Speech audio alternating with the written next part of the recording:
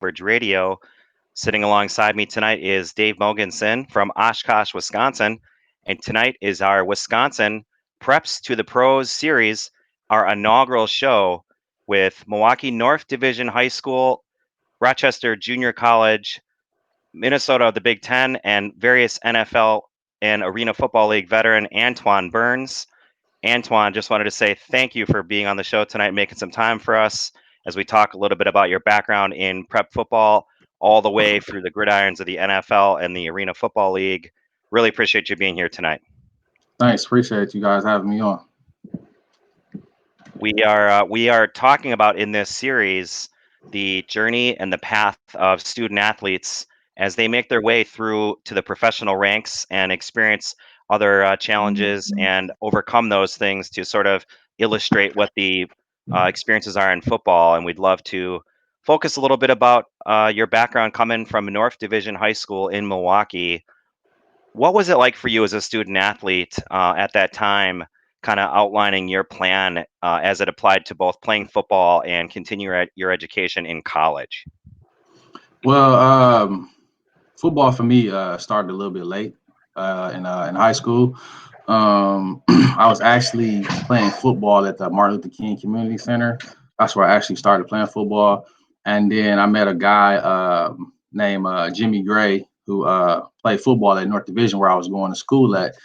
And he was like, why don't you just, play here at North? So I was like, you know what, man, I don't know. Them guys kind of big. I don't like to get hit. So it was one of the things I was scared to get hit. But actually I ended up going out my sophomore year at North Division. I didn't play at all. I think I played a little bit of freshman, maybe some JV and stuff like that. I didn't even touch the field as far as varsity. I'm not sure why, but maybe thought I wasn't ready. But to my surprise, my junior year was probably the start of something great. My junior year, I was number one receiver in the state of Wisconsin. My junior year, which was a surprise to myself, but I worked hard that first year, my sophomore year, to get to that point. My junior, I played with like a chip on my shoulder. It was just one of them things that I just felt like I was put on the back burner. I felt like I had a lot of talent to display at North, but I didn't get my opportunity until my junior year. Like I said, my junior year was exceptional. I did some great things. As far as being a student athlete, I can say I wasn't the greatest student, so I'm not gonna sit here and preach as if I was the greatest student, but I had my struggles. But I always had in the back of my mind that I never wanted to disappoint my grandparents, because those are the ones that were raising me or who has raised me. So I knew I had to keep it together academically. I also had a younger brother, Mikael Harrell, who also was at North Division. He was a freshman at the time I was playing my junior year, and I knew he was looking up to me as as you would expect. So I had to make sure that I was doing the things I was supposed to do, not only on the field but also academically, and being that positive role model for him. I guess going into my senior year was kind of tough because after what I did my junior year, teams pretty much triple teamed me. They had a linebacker, corner, and a safety covering me every play. So at the time, I had coach Adam Walker. Dave, I'm not sure if you're familiar with Adam Walker. He coached at North Division, also coached at Vincent High School. He decided to put me at tailback. So I was switched to the running back position, which is something I didn't want to do, but I think it was like one of the best things that could have happened to me that year because I was able to touch the ball as much as possible playing tailback. I mean, I played a little bit of receiver, but I played tailback and also played defense too as well. The defensive side of the ball, I played corner. So that was a tough transition, but it worked out for the best for me. Antoine, talk a little bit about Coach Walker's influence on you. I know you're still pretty close to Coach Walker, even now today. What was his influence on you as a young, growing, influential person in high school? Like I tell Coach Walker all the time when I talk to him, that was, growing up, I didn't have my father in my life. I didn't meet my father until I was about like 17. So Coach Walker and along with my four cousins who are like brothers to me, they were the ones that I kind of looked up to. But Coach Walker, his influence was tremendous. We pretty much did everything together, especially when it came to track. We rode to track meets in his van because it was only like 6 or 7 of us. We all piled up in his van and we traveled to all track meets. But one thing he always did was he was honest with us. He didn't sugarcoat nothing with us. He didn't allow us to get away with anything. He taught us a lot of discipline, gave us a lot of structure. I honestly owe my career to him, because if it wasn't for him, I'm not sure what might have happened. I could have strayed. One of them kids that was just a great talent, but was a knucklehead. But he stayed on top of us. He's a great man, still is a great man to this day. Like you said, we connect, we talk as often as we can. But he really did a lot for me and a lot of other guys. I appreciate him. There's nothing I wouldn't do for him. Yeah, he's a great guy. So obviously at North Division you were pretty successful, right? You had a great junior year playing wideout. You did a lot of things your senior year. Recruiting is different now than it was back then, but can you kind of walk us through how the recruitment process went for you coming out of MPS and coming out of North Division, and where you ended up going right after high school? Well, this is back to Coach Walker. Coach Walker, he was great with getting us recognition. In high school, I got a lot of letters. My grades wasn't horrible, but they weren't perfect, but they were good enough to get me into any school I wanted to get into. He actually told me that I should have played defensive back. I was a better defensive back, but a receiver, you touch the ball almost 90% of the time. I wanted the ball in my hand. It was just one of them things. But I was being recruited by Notre Dame, Michigan State, Western Michigan, Wisconsin, Illinois. Who else was it? I can't recall, but Notre Dame was highly recruiting me. They wanted me to play defensive back, but I was stubborn. I didn't want to play DB. But Wisconsin was heavily recruiting me as well to play the receiver spot. So my eyes were really just set on going to Wisconsin, and it didn't work out the way I wanted to. I got a 17 on my ACT, which was good enough. But Wisconsin, they chose to go in a different direction. I know. I don't know if you guys are familiar with Michael Bennett. Yep. Michael Bennett is probably one of the Running fastest back. Right, one of the fastest guys in the country. One of my great friends to this day. They decided to Prop 48 him. I don't think they do the Prop 48 no more, but he was one of their Prop 48 kids. They gave him that last scholarship. So my heart was pretty much broken. And like I said, the other schools really pretty much recruit me to play defensive back. I excelled at defensive back, but I didn't want to do that. So I sat down with Coach Walker, and he was like, well, what we can do is, we can go the junior college route. At that time, it was Coach Joel Swisher had reached out to him a few times about me coming down to Rochester, but Walker was just letting him know he's getting a lot of Division I offers. So, we'll keep in touch or whatever. So when Wisconsin declined me, like I said, I was really crushed because I'm a Wisconsin kid from Milwaukee, and it was on recruiting trips when I went down to Wisconsin. It was great. I seen some guys that brought a light to me. Gave me that perception though that I can make it out of the city. I'm not sure if you guys know who Daryl Carter is. He was a linebacker at Wisconsin. He went to Washington High School, and then also they had Demetrius Brown, who was a receiver. He was from Vincent. So I seen them two guys when I used to go down to games, because I went to games pretty much every weekend because they were recruiting. I would get tickets to go to games, and so I was stuck in Wisconsin. But when that didn't happen, it was like, okay, what do I do now? So Coach Walker was like, we can go the JUCO route, and I said, well, what's my options? He was like, there's a coach down in Rochester, Minnesota, by the name of Joel Swisher, who's really highly on you. So I said, okay, I take that. Now, most people, I got a lot of backlash about that because I chose to go JUCO route.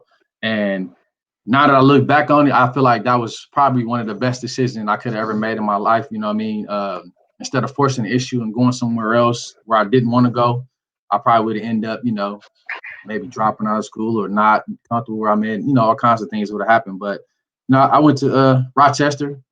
Was one of the best experience I had as far as college football. We went, 22-2.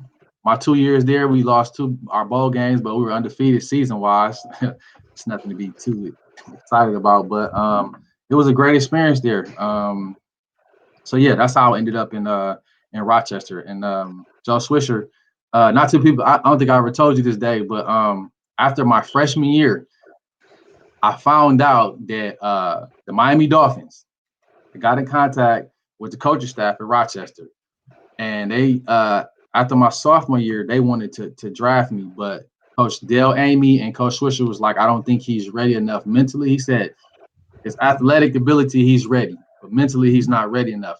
But they didn't tell me this until after I decided to take my scholarship to go to the University of Minnesota.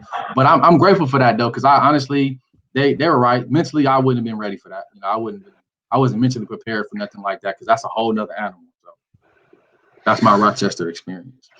Yeah, so you were highly successful at Rochester. You're a junior college All-American, right, as a wide receiver, as a kick returner. You had a ton of success there. Not to harbor too much on your junior college experience, but once again, it came up to recruitment time, right? You had to be recruited out of junior college. What drove you to go to University of Minnesota? What did Wisconsin come back in the door? Was that an option at all, or what were some of your other options? Or what drove you to Minnesota? Well, there was only two schools that three schools that gave me offers out of Rochester. The first school was Cincinnati. Cincinnati was recruiting me highly. Florida State. And then there was Minnesota. I was supposed to go on a visit to Cincinnati, but I declined to go there because, I just heard some things about the state of Ohio, and I just assumed that they were correct. So I just said, you know what, I ain't trying to go there. I talked to Bobby Bowden personally at Florida State. He kind of talked to me about, my film, and he liked what he saw and stuff like that. But at the time, they had Peter Warwick, Snoop Marvin Menace, Ron Dugans, Lavernius Coles. Yeah, so Lavernius Coles was there. That's right. Right, I had to put them together. I don't think it's going to be that great. So those guys are young, so I feel like I probably wouldn't get the opportunity. But then Minnesota became the target for me because I started to think, okay, well, it's not too far, and also it's in the Big Ten, and you already know what I was thinking. We get to play Wisconsin. Yep. Every year for the Axe. Get to play the Badgers. That's right. Right. All Bunyan's Axe.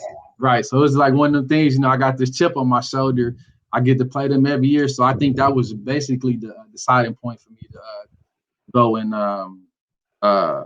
take the scholarship with the University of Minnesota.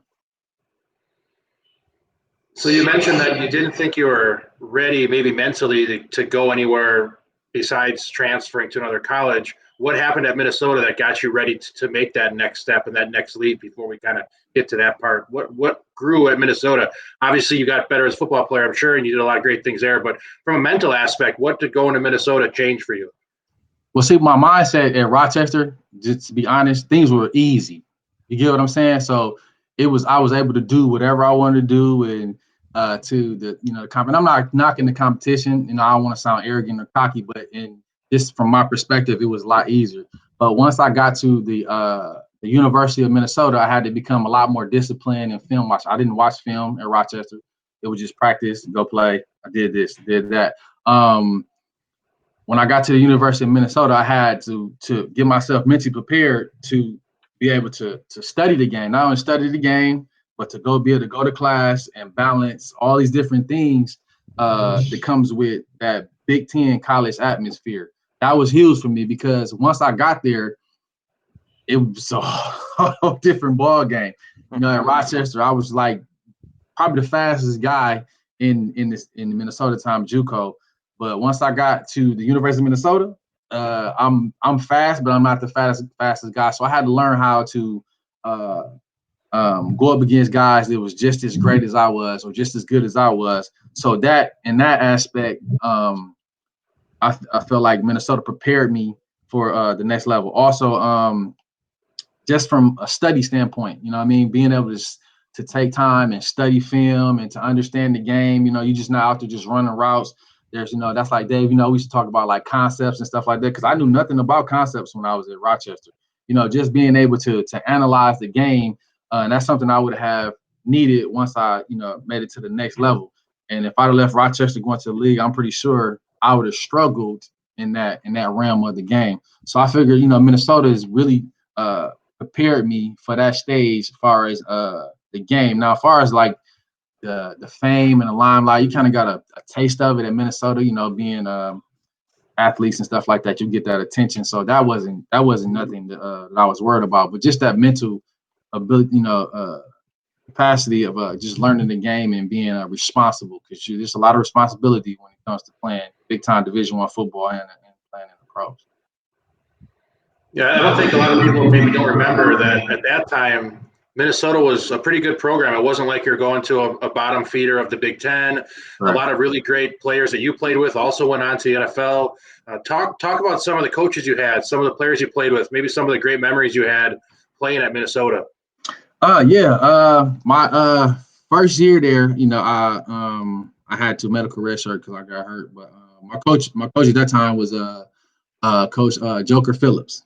He was the receivers coach. Great guy, amazing guy. Taught me a lot.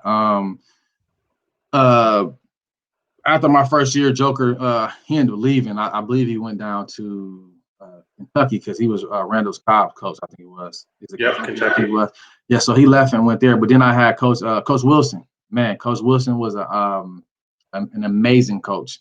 He made us to pay attention to detail. He made sure that we stayed disciplined when it came to the classroom first and foremost. That was one of his biggest things, was to make sure we got it done in the classroom first. Because if he got any field reports about anything that we were doing, we weren't playing. That's just how he did it. So Coach Wilson was great. Coach Mason was a good coach, but he was different. He really didn't speak too much to myself. I can't speak for other people outside of it, but he had a lot of respect for me. He expected me to hold up my end of the bargain. He was hard on me, which I appreciate. Him being hard on me. Some of the guys that I play with, actually, my best friend is Ron Johnson. He was the receiver at the University of Minnesota. He was my mentor when I got there. When I got there, we clicked right away. A lot of people didn't know that me and Ron, we met each other running summer track. I don't know if you guys remember the Milwaukee Striders. I ran track for the Milwaukee Striders, and the Striders we traveled to I think it was Norfolk, I think it was Virginia, and that's the first time I ever met Ron. He was there running track as well. I think he was doing the hurdles, and I met him then, and we clicked a little bit or whatnot. So after that, I got to the University of Minnesota, so it was just like we pretty much knew each other. So that was the guy that mentored me. He taught me a lot about how it was to play in the Big Ten, the responsibility of playing in the Big Ten. He was one of the guys that watched a lot of film, studied a lot of film. He knew the game inside and out. He started as a true freshman. He went up, he played against guys like Antoine Winfield and stuff like that as a freshman, and did a pretty good job. So yeah, that was him. Tony Patterson, which is one of my great friends now to this day. Mike Lehan is a great friend of mine. Me and Mike Lehan actually got drafted to the Cleveland Browns together. Who else? Darryl Reed is a good friend of mine.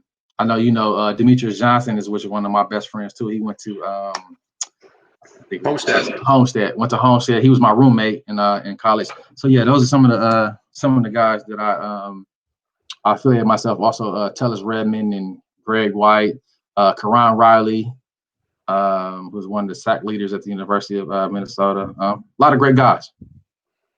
Antoine, what's your biggest challenge? What was, you're an elite track athlete, you have wheels. What was it like for you making that transition from the JUCO experience and kind of stepping on the field and looking at the depth chart and going, okay, you referenced it. This is kind of the Big Ten. What do you see as sort of your biggest hurdle there, literally speaking, in terms of making that transition to a Big Ten program? I had to learn patience. I had to learn how to, study film, like watching guys, watching the defenders that I was going to go up against, It wasn't just, release off the ball and you gone. I had to learn how to get off the jam. I struggled with that a little bit. My first year was getting off the jam because these guys were a lot quicker, a lot more physical. I had to what's the word I'm looking for? I had to become disciplined when it came to working out and lifting weights. Obviously, that's a big part of it, so I can be physical myself. I guess one of my biggest struggles was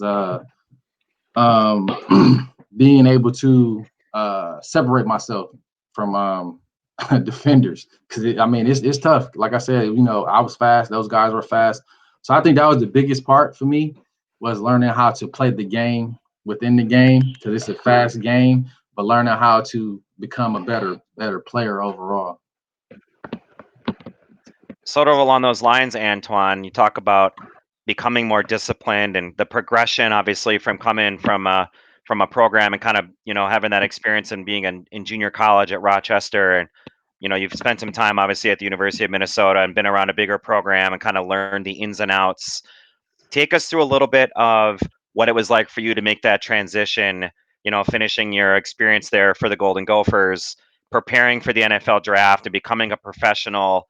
What was it like for you going down to Cleveland? Obviously, you spent some time with the Cleveland Browns, as you alluded to, and taking the next sort of logical step in your career as a skill player in the NFL. What was it like for you? Did you ever sit back and say, wow, I made it? Or were you driven to kind of take the next steps to really prepare yourself to really put it all in as an undrafted free agent? Well, to be honest with you, I always had the aspirations to want to play in the National Football League, but I also knew just from guys that had moved on and went on to, everybody doesn't get that opportunity to move on and play in the National Football League. So for me, I wasn't gung ho on going to the National Football League. Obviously, I did enough to get the attention of scouts and stuff like that. So I guess it was like a wow moment for myself when I did make it. Obviously, I knew that I wasn't going to be a high draft pick and this and that. My agent told me that the Miami Dolphins wanted to draft me in the 7th round, but I believe they ended up taking a defensive lineman or something like that. But yeah, it was more of a wow moment, but I looked at it as an opportunity to take care of my grandparents, man. I know Dave noticed, but my grandparents mean the world to me. So at that point, that's where my drive really came from, to be a prospect of the NFL. So my senior year, I was a little bit more driven, and I understood that, if I did get the opportunity, I had the opportunity to take care of my grandparents who took care of me all my life. So that's what drove me. So I can share with you guys, like, I guess when leading up to the draft, it's funny. It's a true story. It's funny. My man Ron Johnson, I told you guys, my best friend. So he was drafted the Baltimore Ravens, and back then they had the rookie symposiums, and that's when the guys got a lot of different caps and all that kind of stuff from different teams, and sweaters and stuff like that. So my senior year, Ron came back. He gave me a Kansas City Chiefs sweatshirt. I think it was a Raiders one, and it was like 2 other ones that I had. And Every then he team gave in me the AFC West. right. So then he gave me I think it was several hats, and one of the hats was a Cleveland Brown hat. It was funny. So during on draft day, it was funny because I had only hat I brought home was the Cleveland Brown hat. Only reason why I brought that home is because I had on something brown, and I had this outfit on. It was like brown and or something. So I wore that hat home. So as the draft goes on, it goes on, whatever. So then I end up after the draft's over, I get this phone call from my agent. He's like, I got good news. I said, okay, so what's going on? He said, well, the Cleveland Browns are going to draft you as a free agent. I was like, wow. So I felt like, that was my good luck piece. I mean, it was inevitable. It was, it's for me to go there, I guess, whatever. So I ended up getting drafted as free agent. I was super excited. My grandmother, she was super elated. My grandfather was super excited. My mom was super excited. My sisters, my brothers, everybody was super excited. I was a bit nervous because I'm like, okay, now it's time to go. This ain't college football no more. So yeah, that in itself was a great experience because now I knew that I was going to be put in a position to where I was able to support and supply for my family at that time. Once I got to mini camp, I knew then I had to put my big boy pants on because these were some big guys. What made it more comfortable for me is that Mike Lehan, like I said, Mike Lehan, who played with me at Minnesota, we both were drafted that same year. He went 5th round. Obviously, I went free agent. So, we kind of hung out together, to make the situation a little bit smoother for us. So in mini camp, it was kind of a smooth transition, but man, trying to learn and pick up that stuff, it's like this. Either you got it or you don't. So that was kind of tough, trying to learn a NFL playbook. But I understood that, you have to kind of go at your own pace, but also go at their pace and not try to cram so much because then you get confused and stuff like that. Ask a lot of questions. If you mess up, don't be afraid to ask questions and stuff like that. So that transition from college to the pros was huge. I know that's when the studying and stuff came in, which I was a little bit prepared for that because of what I did at the University of Minnesota. Yeah, talk a little bit more, Antoine, about the transition for you being at a program like Minnesota and kind of making the progression. And you're in, you're in the facility as an undrafted free agent, and you're working through the install program and a part of that rookie offseason program. What was it like for you to kind of digest the speed and sort of the next level element of being a receiver in the NFL, going against some of these guys that have been in the league for a couple of years and Pro Bowl defenders and all that kind of stuff? How was your mindset going into that experience? Well, I knew at that point that I had to work on my skill set at that point. And I used mini camp to do that because mini camp is just all rookies. So it's basically just all college guys again going up against some of the best of the best in some of these colleges.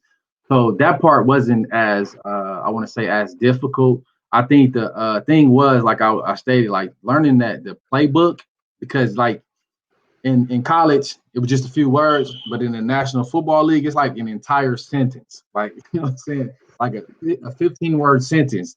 And the thing is, you have to lock in on certain words that's just talking to you. But as a rookie coming in, you're trying to understand everything that's going on, and you're trying to hear the whole sentence. Okay, that's not my part yet. And then here comes my part, and you end up kind of like scrambling it all together, and then get into making these mental errors and stuff like that. So just learning that playbook alone and just understanding the verbiage was huge. But once I got settled in and stuff like that, it was like clockwork. It was easy. My receiver coach was Terry Rubisky. That's a tough guy, but he's one of the greatest receiver coaches to coach in the National Football League. I know one of the things, I'm not sure if I own the barrier of language on here, but his favorite word was bitch. So that's one of the things, like when you messed up, you knew that was coming. It was bitch and then it was motherfucker. Like, but he was an awesome coach, man. He taught us a lot as rookies. Like, I could tell you guys a story my rookie year that really brought the attention to me, that told me that this is serious. There was a guy from the University of Michigan. I don't remember his name. I think he wore number 7 in Michigan, but he was a great talent, right? But the guy was lazy. So one day we were in practice, and I'm telling the story because this is really what made me lock in and like, okay, this ain't no game. This ain't college where you mess up and the coach like, okay, well, you can do this and that. At that point, it's a job. If you continue to mess up, you out of here. So the guy was he ran a route, and at the time it's called take it to the house, which means no matter where you at on the field, you're going to the end zone. If you're on the 5, you run 95 yards. That's just how it was. And this kid ran a great route, caught the ball, and he walked. Right? And Dave, you know how this goes. Don't walk after you catch the ball. So he walked. Coach Rubisky was like, come here, motherfucker. Like, this is him. He said, let me explain something to you. The next time you walk on this field after you catch the ball, you out of here. So this kid, obviously, he didn't get it. So we all sitting there because he gave him a lashing. We all sitting there, we listening to this, and that. And no lie. Maybe 2-3 plays later, this kid catches, I think it was a dig or an out or something like that. And he just stops and starts walking back to the huddle. Rubisky said, come here. He used those words. He made him take all his stuff off right there on the field, and they cut him. From that point on, I knew that this was real business. From that point on, I kept my nose in the playbook. After I caught the ball, I didn't care if it was I didn't care if we was playing to the house. I took off running maybe 10, 15 yards downfield from at that point. So that's what really got me to understand that this is something serious. Speaking of questions for the audience, Brandon from Minnesota, from Minneapolis, Antoine wants to know what it was like. Was there any interest from the Minnesota Vikings? Obviously, went to Cleveland and ended up out in Seattle, which we'll get to. How familiar were you with the campus there in Mankato and the purple and gold? You know what? Only my experiences with Minnesota. Randy Mossman used to come and practice at our facility all the time. I didn't get any looks from the Vikings. Actually, they came to my pro timing day, but they asked me to do some defensive back stuff. I guess it was probably destined for me to do some DB stuff. But again, but you know me, I want to be a wideout. I'm sorry, you know. But yeah, that's the only experience I really had with the Vikings, other than I used to hang out with Randy and them a lot. Michael Bennett, obviously, he was drafted there. Corey Chavis and stuff like that. So, and Dante Culpepper at the time. So, but yeah, that's my only experience I really have as far as counting the Vikings. And then also my good friend Corn Robinson, he ended up going to play for the Vikings. But yeah, that's it. Being from Wisconsin, obviously there's some experiences you've had in college and now in the NFL. Take us through what it was like to make your way sort of through the practice squad environment, picking up the different offenses, and then kind of transitioning that into a game environment. What's your what's a fond memory for you putting on a uniform game day now, being in the NFL and having that shield on your chest? What was that like? Oh man, just that's great you asked me that question, because being from Wisconsin, I grew up watching the Packers. To this day, I'm not a Packer fan, but I watch them. My first experience putting on a uniform, we were playing the Packers my rookie year in Cleveland. They came to Cleveland, and I walked out. I looked up and looked at the stadium like, wow, this is real. Like, this is like real life. Like, I'm really about to line up and play. But when I walked out, I saw who was it at the time? What was the receiver? I can't remember his name, but I saw one of the receivers from the Packers who I had seen on TV, and I stood there and watched him as he warmed up. And I wanted to see what it was like as a professional to warm up before a game, because this was us coming out to warm up before a game. And I seen this guy going maybe like 110 miles an hour. I'm like, dude, he's going to be wore out before the game starts. But seeing that, I knew that it was one of them things that whether it was game or whether it was practice, guys always went 110% from warming up. So from that point, I came out during it for the game. As we come out the tunnel, I see Favre. Like, what? Like that's Brent Favre over there. Like, I was a fan. Like, that's Favre. Like, yo, there's Brent Favre over there. Like, and the guys was like, hey man, get focused. Like, I was like, oh my, so I run out. We go with the receiver coach with Biscuit. We running our routes and stuff like that. So we get prepared and stuff like that. So then once game time start, I'm on the sideline doing the national anthem. I promise you guys, my heart was beating probably about 120 miles an hour, because I'm like, dude, after the national anthem is over, we really about to line up and play. So once the game started, obviously rookies, we really didn't play the first quarter. All the veterans played the first quarter, so I got a chance to see how it was for the guys to play. But once my number was called and I went out there, my very first play, I was pretty nervous. Everything just kind of like at that moment, I don't know, like in movies, it goes slow motion, but it's really going fast. It was like slow motion. Like everything was just going slow. And my very first play, it was a run play. And found out later the reason why they, when most rookies get in game run plays is get you comfortable, get you acclimated to the game. So I knew the play that was called, I made my block, whatever, ran back to the huddle, come back out, it's a pass play. So now I'm like, okay, it's my time to shine right here. So I get out. I can tell you today, I can remember like it was yesterday. My very first route was a god doggone go route. Go route. And you know how that is, Dave. A damn go route. Like you got to go. And I had to make sure I go outside release. At the time, it was the corner. They kept him in the game. Al Harris. Y'all remember Al Harris? Yeah. Al Harris was the corner. I had to get outside release. I go outside. Boom. I'm gone. I'm running. Al Harris right next to me. I'm thinking I beat him. He right next to me. Obviously, they didn't throw me the ball, but yeah, that was a great experience on my very first. Antoine, John from Oshkosh wants to know, playing in the NFL, what's your fondest memory in terms of feeling like you finally made it? Was it sitting in the locker room for you, putting on your first uniform and kind of being in that game environment? I know you referenced seeing Brett Favre and kind of being starstruck. What's sort of the experience for you looking back now that you've had some time to reflect on being an alumni of the NFL for you as a player? Well, my finally made it moment came. It was against the Tennessee Titans. I think the quarterback at the time was Nate Hibble. I think it was. He threw me a 60-yard pass, and that was actually my first ever catch I ever had as a professional. When I made that catch, it was like, wow, I'm here. I'm here. That was my finally made it moment. I know that I had experienced camp and all the different stuff, but when I got that first catch, that was I finally made it.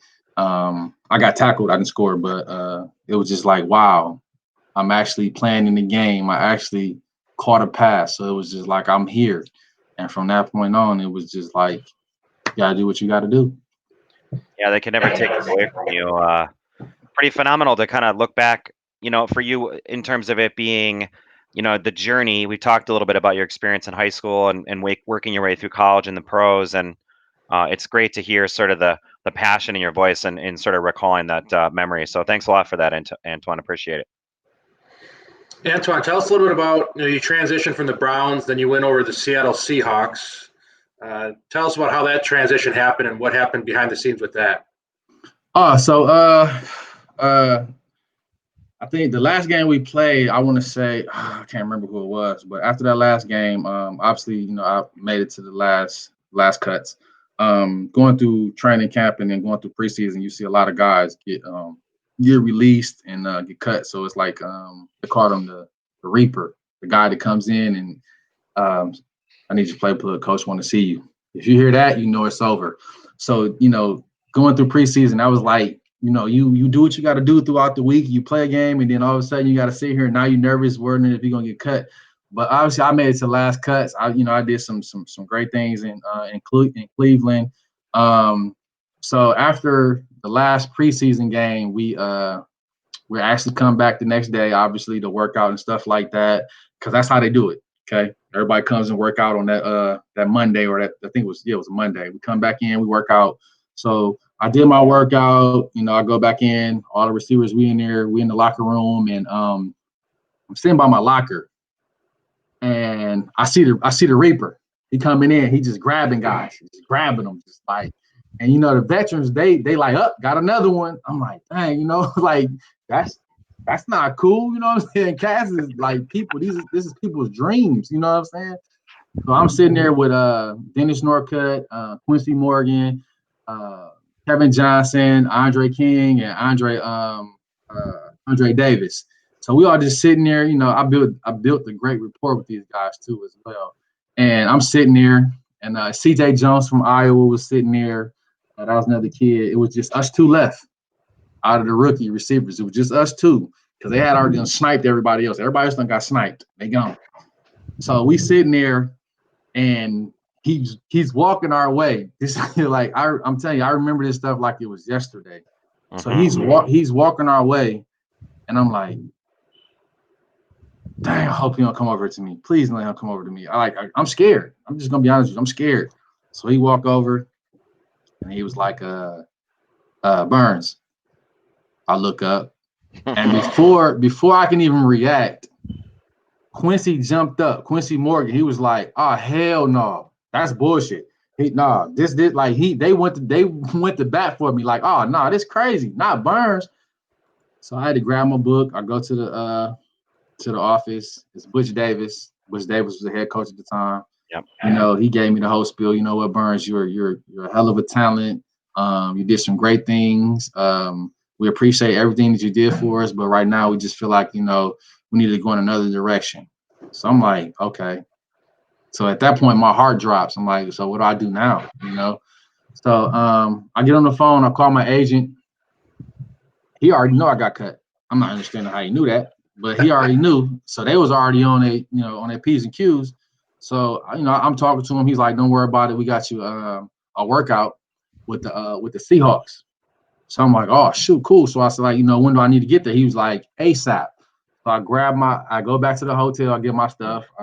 Obviously they flew me out to my next destination because they asked you like, where do you want to go? Are you going back to Milwaukee or this and that? So I got a flight to Seattle, and I get to Seattle the night before I go to work out. I have this deep conversation with my grandma. It's kind of one of those touching moments, because as a kid growing up, she always told me that, no matter what you do, you do your best. You be great at what you're doing. And, I'm on the phone, I'm crying. My grandma, I did everything I was supposed to do. I felt like I gave them my all, and it was just like they gave up on me. She was like, you know what? Don't worry about it. That's the past. I said, we don't live in the past. I said, she was like, we live for the future. She said, you're going to be great. I said, okay, Grandma. So she was like, well, you in Seattle right now. She's like, I want you to say a prayer tonight. And then when you get up tomorrow, you go out there and you knock them boys out. I'm like, all right, Grandma. So I said my little prayer. So I get up the next morning, and they picked us up. At the time, I don't know if you guys remember Matt Hasselback brother. He's a commentator on ESPN right now. Tim Hasselback. Yeah, Tim Hasselback. He was actually there working out for Seattle as well. Yep. So I get to the facilities, we warm up and stuff like that. They had us run another 40. We did several cone drills and stuff like that. So then we started to do route running. So they had a veteran guy come out there. He was I can't remember the guy's name. Come out there and cover the receivers because they wanted to see what we can do with this and that. So I'm out there. I'm killing it. I'm just like, you know what? Everything's behind. I don't care. What happened in Cleveland is Cleveland. Let me focus on this. So I get there. I felt in my mind I killed the workout. So once the workout's over, go back in the locker room. We showered. We changed and put our clothes back on, whatnot. And it was me and two other receivers, and then there was two quarterbacks. Like I said, it was Tim, and there was another guy. So I'm sitting in there, waiting for him to come in and let me know what's going on, whatnot. So there was like the guy came in. He was like Burns. So he called me over. He was like, Coach, you want to talk to you? So I go in the office, and it's crazy because it's Holmgren, man. And I'm like, dude, this is Mike Holmgren. Here goes another moment. Like, this is Mike. Like, this is the guy that the Packers. Like, So I go in the office, and he was like, we watched because they recorded everything, and he was like, I'm very impressed. So then he was like, we're gonna keep you. I just started crying. Tears just started flooding my face. I just started crying. And it was just an elated moment. So he was like, yeah, we're going to keep you. And so we're going to get your room set up, get you a hotel and stuff like that, get you all set up, and we'll see you at practice. So they take me to my hotel. I call my grandma. We on the phone. We crying together because we both happy and elated and excited. And that's how I ended up in Seattle. So after Seattle, you moved on to a couple of years with the Carolina Panthers, and then at some point there was the NFL didn't want you anymore, right? They were done with you, and it is what it is. That's part of the business. Most guys don't make it a year, and you made it several years in the NFL. So after Carolina, you had a choice. Kind of walk us through what led you to keep playing after your NFL opportunities kind of dried up. Well, after I left Seattle, I went to work out for Carolina, and once I got to Carolina, I felt comfortable. I thought, this was it for me because I fit right in, and I thought things was going to pan out for me. But obviously they didn't. So after that, I just felt like it was a wrap, because like you said, most guys don't last long. I last 4 years, so that's longer than the average guy because the average is 3 years, I think it is, or whatever. It is, yes. So I felt like that. I was like, you know what? I was blessed enough to last as long as I did. So I'm extremely grateful. So, whatever happens out this, it happens. So once I was released from Carolina, because what happened in Carolina, what's his name? I can't think of his name right now. The quarterback, Florida State. Chris Winkie. Chris Winkie. He was the quarterback when you were there with Ricky Prohl, Steve Smith, and those guys. Chris Winkie threw me a fade, and it was my all to go get it. I caught it, but I ended up popping my hamstring. And at that time, we were short on DB. So at that point, it was like, it's crazy. Once I did my rehab and got myself together, and I went back out there and practiced. That's the thing. If you go out there and show him that you're good, at that point now, we can get him out of here. Wasn't Chris Winkie like 48 when he threw you that pass? He was an older guy. Yeah, something like 52. Something like 52 he was or something 50, like that. Right, Chris Winkie was 52 when he came out of Florida State. That's right. But still had one of the strongest arms ever. Right, yeah. So anyway, I got released from there. So I was like, you know what? I was blessed enough to play as long as I did. So let's see what's next. My agent, he called me, and he was like, "What do you want to do?" I said, if there's offers out there, somebody want to sign me, that's fine. If not, I'm okay. I'm okay. I'm blessed beyond measure. So he was like, "Well, I got 2 options for you." Now, at the time, I didn't know anything about arena football. I've never watched it, never saw it, never heard of it. So he was like, either we can send you to Canada, or you can go to Los Angeles and play arena football in Los Angeles. So I'm saying to myself, Canada, man, I'm not sure if I want to go to Canada.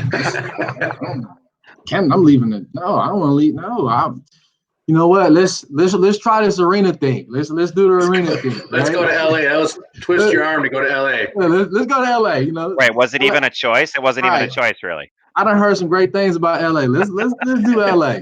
So I end up going down to LA. I got a phone call from Brent Winters, who was he's a special teams coach down there in LA. So I ended up going down to play with the Los Angeles Avengers.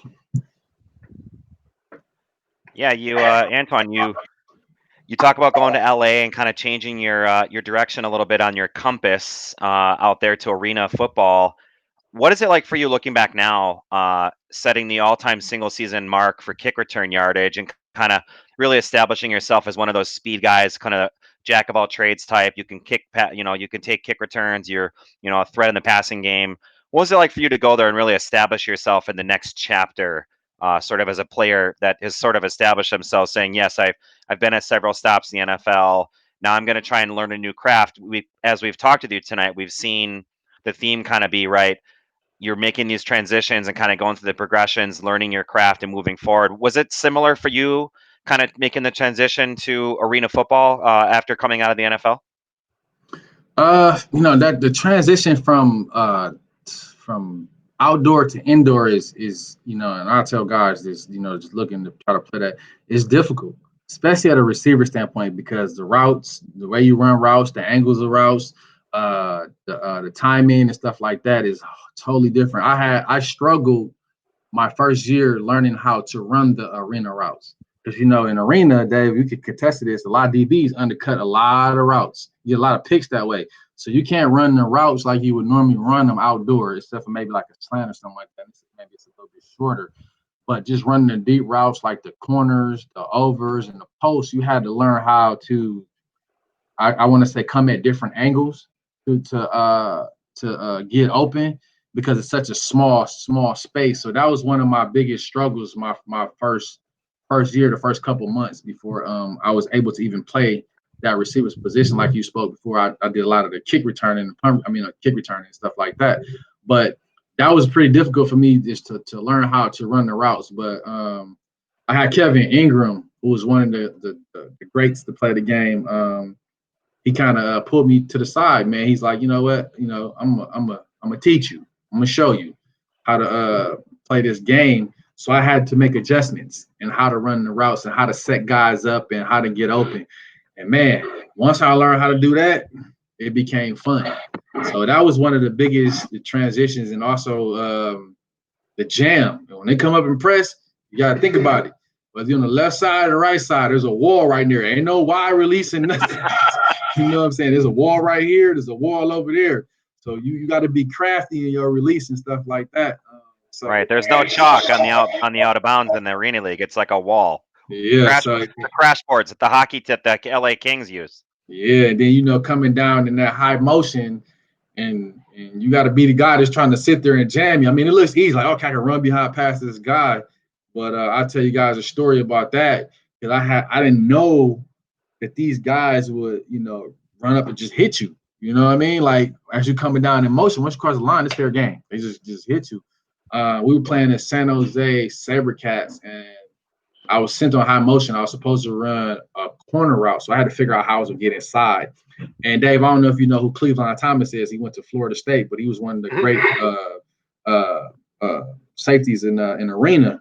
And I was coming down fast. I'm coming, and he just sitting there. I'm like, oh, this is easy. So I came down. I gave him a little wiggle outside and try to come inside, and he caught me on that jam, and I caught a stinger, a straight up stinger. I had a stinger. My whole left arm just went numb. Like, I just failed. Like, so it was like, okay, now this is a little bit different, but I say the route running was probably the most difficult part for me. So you had an injury after playing with the LA Avengers, correct? Say it one more time. You have a knee injury that you had to battle back from when you were playing in the AFL. Yeah, that was with the Mustangs. The Mustangs. Yeah. So kind of walk us through, as you went from the Avengers and you came back to Milwaukee, what kind of led you to come back to Milwaukee? Well, no, after my 2 years in LA, which was a great, it was a great experience, man. I built some relationships out there with some guys, met a lot of celebrities that I'm still cool with to this day. After that, I was just like, you know what? I played enough. I'm good, So I end up, I was like, you know what? It's time for me to. I ended up actually staying out there and living out there for another year, just living in Los Angeles, because like I said, I built some great relationships with some guys out there and stuff. So I ended up staying out there. But then I decided, you know what, let me go home, because at the time my grandfather became ill. He started to become sick. So that's the only reason why I came back to Milwaukee. Otherwise, I'd probably still be in LA or probably move back to Charlotte or something like that. But I ended up coming back home because my grandfather, he became sick. He was dealing with cancer for like 30 plus years, colon cancer, and it would go in remission, it'd be gone, then it'd come back. But at this point, he started to get ill. So I was like, you know what? I made enough money. I need to go back home. I can, continue to help take care of my grandparents, man, before they leave me. So that's how I ended up back home in Milwaukee. How I ended up playing arena football in Milwaukee was they were having a tryout, and there was I can't remember the guy who told me I should go and try to try out before I can go try out, Gary Compton ended up calling me. And Compton was one of the greats to play the game in football for the Mustangs, great guy. And he asked me, did I want to play? And I said, you know what? I'm a hometown kid. Why not? It's here. I'll be able to stay home. My grandparents, actually my grandma, should get to see me play a little bit more. So then my family get to see me play, so why not? But it took a lot to get me to play. He ended up going to get one of my great friends, man, to this day, Coco Blaylock. because Coco was actually in Green Bay, because before I played in Milwaukee, you know, I played in Green Bay. Yep. Before Milwaukee. But Coco was in Green Bay with me, and he ended up coming over to play in Milwaukee. So that's how I ended up playing here in Milwaukee. How was it for you to be able to play in front of your hometown and kind of finish your career playing in front of family and friends and just playing right there in downtown Milwaukee? Man, you know what? To be honest with you, just to be at home, to be able to play in front of the hometown crowd, and especially is my family. You know, I was blessed playing National Football League, one of the greatest experiences ever. But to have the opportunity to be at home, and for your parents to, you know, my grandparents to be able to come to every single home game that we played and able to see me play like I once did when I was a kid, I think that was better than actually playing away from home, I guess, in the National Football League. But yeah, it was a great experience. Antoine, what's the role for you? You kind of reference your grandparents and having the support of your family as you've kind of taken on the experience now being a mentor to other athletes and other students and other kids. What's that role mean to you in terms of your development as a person? You know, my grandparents, you know, they if it weren't for them, man, I wouldn't be the man I am today, man. They from the time they took me in, from the time I was 8 years old, they always you know, taught me to be the best that I could at everything. And, you know, just growing up in the neighborhood I grew up in, and seeing the things that I saw, and just being able to play at such a high level. And now at that point, my career is over. It's time for me. I felt like it was just time for me to give back, you know. And I feel like, you know, the platform that I have today has put me in a position to be able to mentor kids and to teach them and to help them to what I want to say to accomplish their goals and whatever what or not is that they're trying to do.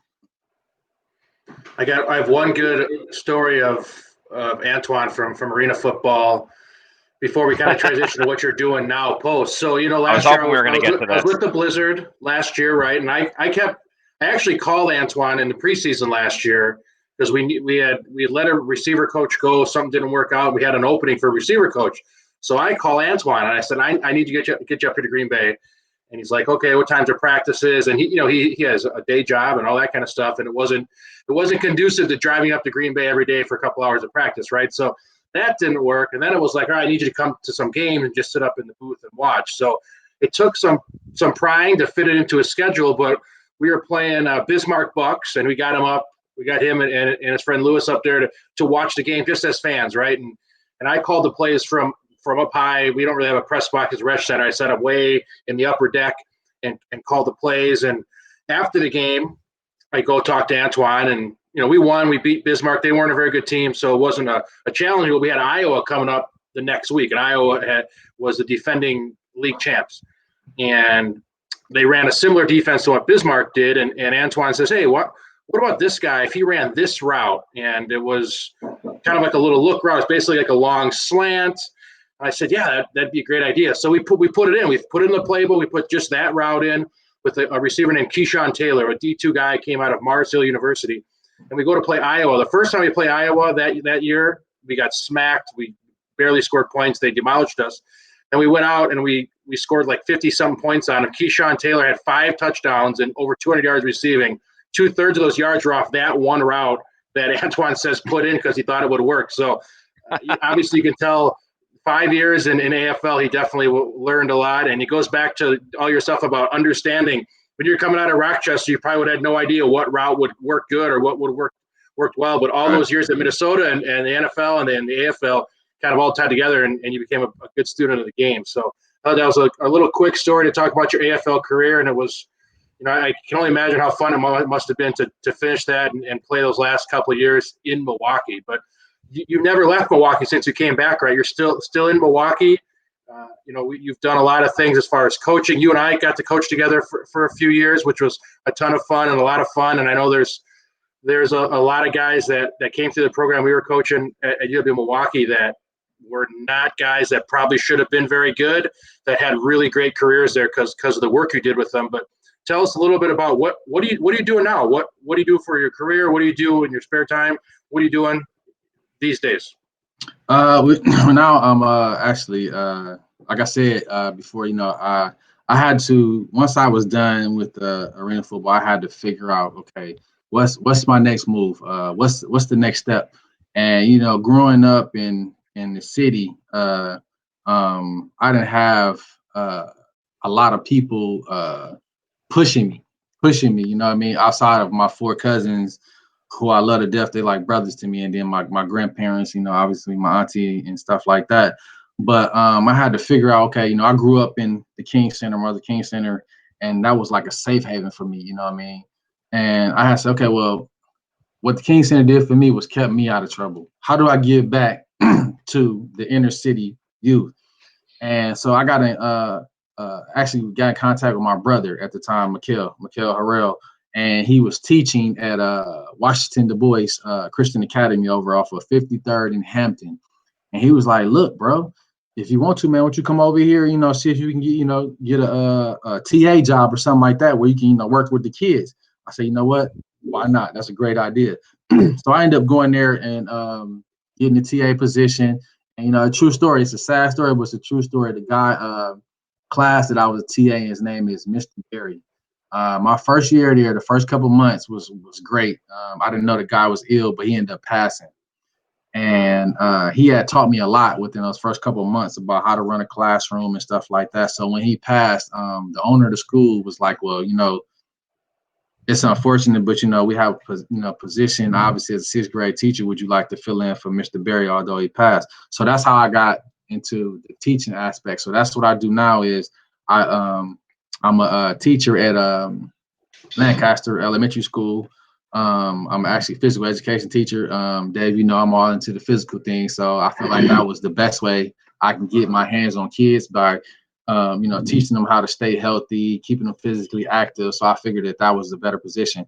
But before that, I was in the classroom teaching inside the classroom, but I felt like, that's just not me in the classroom. I felt like the physical education part was a little bit better because I felt like I can get to the kids by, doing athletic stuff and having them a little bit more active because it's more fun. And I can get, just teach them how to be young men and young ladies and stuff like that. So that's what I'm doing right now. I'm a teacher at NPS. Tell us a little bit about your organization, Be Great, and what you're doing with that, and how you're trying to help use that to push people to be great. Well, it's for Be Great started maybe, I want to say 3 years ago. Maybe 2000, I want to say 16 was when I really started to use the term Be Great. And for me, it was just me just telling people, just to be great or just to motivate myself.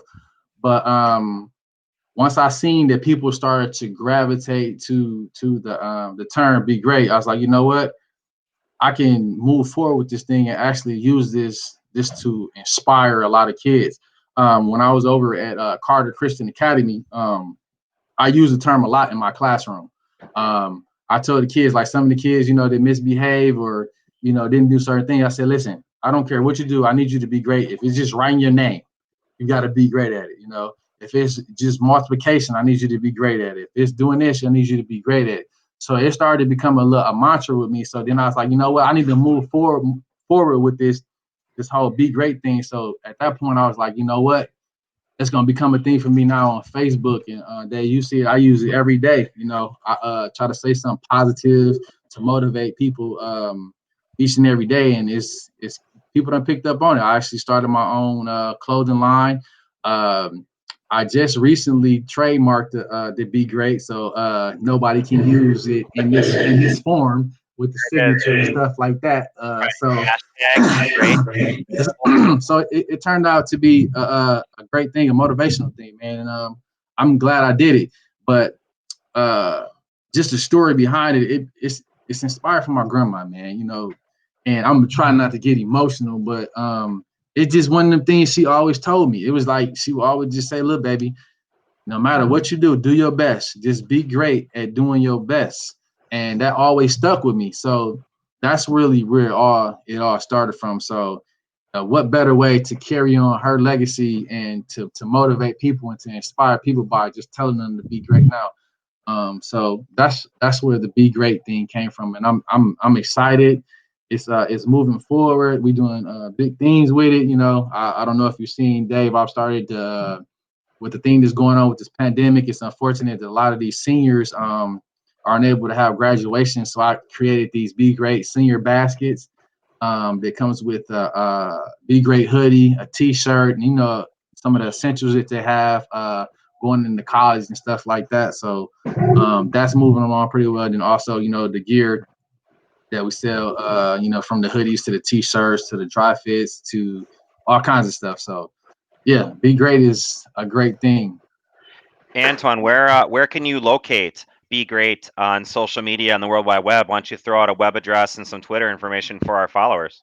Well, right now, if anybody wants to get a hold of some Be Great attire, they just to find me on Facebook. My website is in the works, so the website will be coming out soon. But right now, if people want to get in contact, when they get through to me on my Facebook, or you can contact me on my Twitter, which is ATB_24.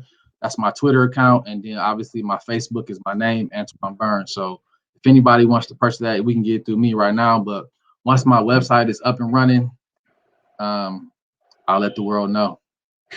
We are talking football and life. His experience all the way from North Division High School in Milwaukee, traveling the route to junior college in Rochester, through the ranks of the Maroon and Gold of the University of Minnesota Golden Gophers, and on to the NFL at a number of different stops, including the Cleveland Browns, the Seattle Seahawks, and the Carolina Panthers, as well as the journey out west to the Los Angeles Avengers of the Arena Football League, and back home to the Milwaukee Mustangs of the Indoor and Arena Football League. You are watching Double Coverage Radio on Facebook and available online at www.doublecoverageradio.com. We're also available on Twitter, Double Coverage, no E, the number 13, and at Double Coverage Radio Instagram. I'm your host, Travis Pipes. He is Dave Mogensen. Antoine, as we start to wind down here tonight, you talk a little bit about the positivity and the affirmations and some of that support you had from your grandparents kind of coming up and having your experience in football. What's the role of attitude in your mindset with the people that you're working with now in terms of being a teacher in MPS and, off the field and kind of in your day to day? How big of a role does that play in your messaging and sort of staying positive when things can get really challenging in the world around us? Well, I just let people just know, any day that you wake up, it's another opportunity to be great. No matter what's going on in your life, it could be worse. Anytime you have an opportunity to wake up in the morning and do what you've done for years, or to do what you do on a day-to-day basis, it's another opportunity to appreciate. So I just, inspire people to just to remain positive, because there's a lot of negative things that could go on, that is going on. But at the end of the day, you've been blessed each and every day that you wake up. So why approach the day negatively when you can approach it positively? So that's pretty much my whole mantra. Is I just tell people, just remain positive. At some point things will go your way. Just be ready for it. Yeah, it is about being ready and sort of taking on the challenges of each new day. Antoine, we here at Double Coverage Radio want to say thank you so much for making time to come on the program tonight and talk a little bit about your background, not just in football, but in life. And we really appreciate the positive messaging. Love the experience that you're doing with the kids here locally in Wisconsin. We obviously are a Wisconsin-based organization. We really believe in the Wisconsin theme as we talk with people that are making their way from the preps to the pros in football and everything in between. I'm your host, Travis Pipes. He's Dave Mogensen. Antoine Burns is the subject tonight. We talked about everything from football to life and your path and direction and where that goes. Antoine, it's been great having you on the program. Thank you so much. For all the football that you need, check us out at www.doublecoverageradio online and on Facebook. Thanks. Have a great night. Stay safe, and we will see you soon. Thanks, guys. I appreciate it. Thank you for coming on tonight. Thanks, Antoine. Thanks.